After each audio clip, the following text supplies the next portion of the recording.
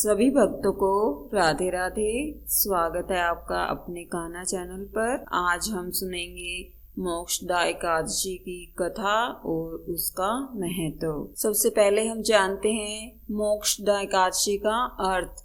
आपको इसका नाम सुनकर ही इसके अर्थ का पता चल रहा होगा कि मोक्षदा का मतलब मोक्ष देने वाली, जो हमें मोक्ष प्रदान करेगी। और यह एकादशी भगवान विष्णु को समर्पित है और इस एकादशी को करने से हमारे पितरों को मोक्ष मिलता है और हमें संतान प्राप्ति का आशीर्वाद प्राप्त होता है। और इसमें हम भगवान विष्णु के साथ लक्ष्मी जी की भी पूजा करते हैं। मोक्षदा एकादशी के फायदे। धार्मिक मान्यताओं के अनुसार मोक्षदा एकादशी का व्रत रखने से घर में सुख समृद्धि और शांति आती है और ऐसा माना जाता है कि इस व्रत को करने से पितरों को भी मोक्ष प्राप्त होता है और घर में जीवन में खुशियां आती हैं। चलिए अब सुनते हैं मोक्षदा एकादशी का व्रत कथा। पौराणिक कथा के अनुसार गोकुल नामक राज्य में विशाखनस नामक राजा राज्य करता था।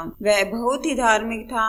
उसके राज्य की प्रजा बहुत सुखी थी। वह प्रजा जन का हितकारी राजा था।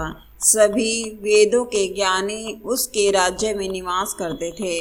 एक बार उस राजा ने एक स्वप्न देखा कि उसके पिताजी नरक में बेहद कष्ट भोग रहे हैं और वे उनसे नरक से बाहर निकाल लेने की प्रार्थना कर रहे हैं। स्वप्न टूटने के बाद राजा बहुत विचलित हुआ। इसका क्या कारण है, यह जानने और उसके निवारण हेतु उन्होंने सभी विद्वानों को बुलवाया और इस स्वप्न के बारे में बताया। जब कोई कुछ नहीं बता सका तो उन्होंने राजा को पर्वत मुनि के आश्रम में जाने को सुझाव दिया। भूत भविष्य वर्तमान सभी कुछ देख सकते थे। राजा उनके आश्रम जाकर यथा योग्य अभिवादन के पश्चात अपनी चिंता का कारण बताया। पर्वत मुनि ने अपने ध्यान साधना से राजा के पिता के पाप कर्मों को जान लिया।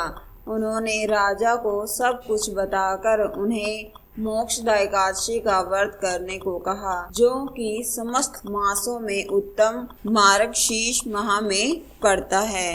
राजा ने तब कुटुंब सहित मोक्षदा एकादशी का व्रत किया और उससे प्राप्त पुण्य को पिताजी को सौंप दिया, जिससे उसको नरक से मुक्ति मिल गई। पिता ने प्रसन्न होकर राजा को ढेरों आशीर्वाद दिए। जय हो मोक्षदा एकादशी की जय हो। ओम नमो भगवते वासुदेवाय।